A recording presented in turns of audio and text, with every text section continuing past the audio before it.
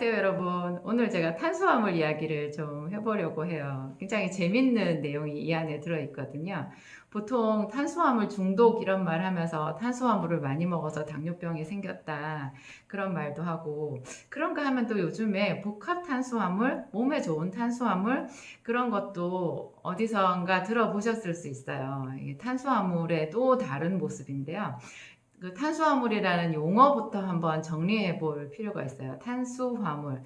탄소, 수소, 산소가 합쳐진 화합물이다라는 뜻이거든요. 화학적으로 얘기하면 CHO로 구성이 되어 있어요. C는 탄소, H는 수소, O는 산소거든요. 이 지구상에 있는 그 거의 모든 물질들이요, 다 이렇게 유기화합물이 다 CHO로 구성이 되어 있어요.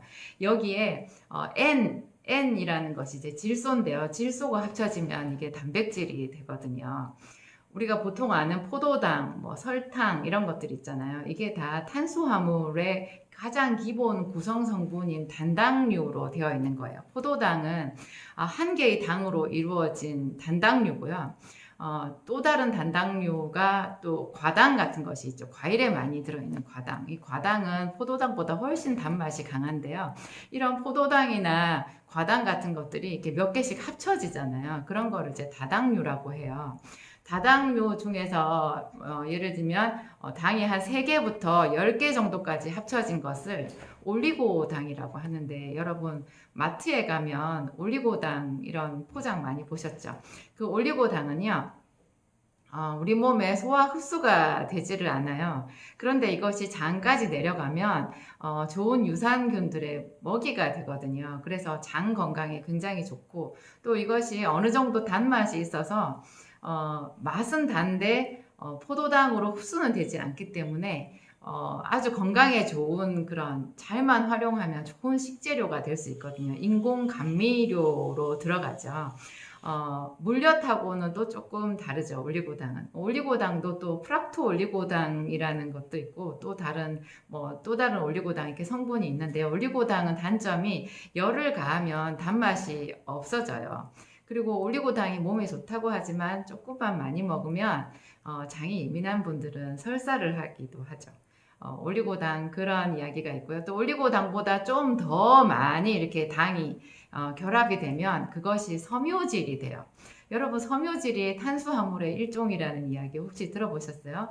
이것이 아까 제가 말씀드린 복합 탄수화물, 몸에 좋은 탄수화물이라고 말하는 거예요. 이 섬유질도요, 불용성 섬유질이 있고 수용성 섬유질이 있거든요. 물에 녹는 섬유질, 물에 녹지 않는 섬유질. 물에 녹지 않은 굉장히 질긴 섬유질을 셀룰로스라고 해요. 여러분, 소 같은 이런 그 초식 동물들 있잖아요. 또 아프리카 우리 그 들판을 생각해봐도 그 초식 동물들 머릿속에 막 떠오르잖아요. 이 초식 동물들은 풀을 먹는데 왜 그렇게 덩치가 큰 걸까요?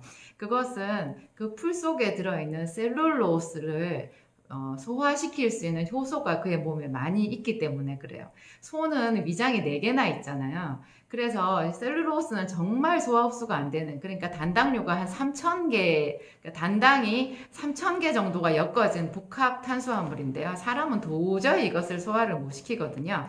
그런데 이런 소 같은 초식 동물들은 4개의 위장을 갖고 있어서 그 위장에 계속 이제 되새김질을 하잖아요. 그래서 좀 끈질기게 정말 그 장이 운동을 해가지고 이런 그 셀룰로스 같은 것도 다 그 소화를 시키거든요. 그렇게 그거를 소화시키기만 하면 그렇게 대단한 기름을 만들어요. 여러분, 소기름 아시죠? 소 뼈도 그렇고 소에 어쩜 그렇게 기름이 많아요. 그게 풀을 먹는 소에게 그렇게 기름이 많다라는 거, 그거 셀룰로스를 분해시키는 효소가 있고 없고의 그 차이인 것 같아요. 사람들은 이 셀룰로스 도저히 소화 못 시키고요. 셀룰로스보다 좀 작은 좀 간단한 그 구조로 되어 있는 복합 탄수화물을 우리가 수용성 섬유질이라고 하는데, 그 수용성 섬유질 중에서도 특히 이제 이름이 많이 알려져 있는 좋은 섬유질을 이눌린이라고 해요. 이눌린, 이것은 이제 물에 녹으면 이렇게 약간 끈적한 모양이 되는데, 제일 비슷한 모양이 되는데, 이것이 장 속에 많으면 유익한 유산균들의 먹이, 바로 그 프리바이오틱스라는 것이 되는 거예요. 그래서 이런 뿌리 채소, 우엉이나 돼지 감자나 뭐 돼지 감자를 식용으로 하진 않겠지만 당근 같은 거 있잖아요. 우엉이나 당근 이런 것들을 우리가 적절히 섭취를 해주면 이것이 그 좋은 섬유질이 되어 가지고요. 이 섬유질이 해주는 역할이 콜레스테롤 혈증에 굉장히 도움이 돼요.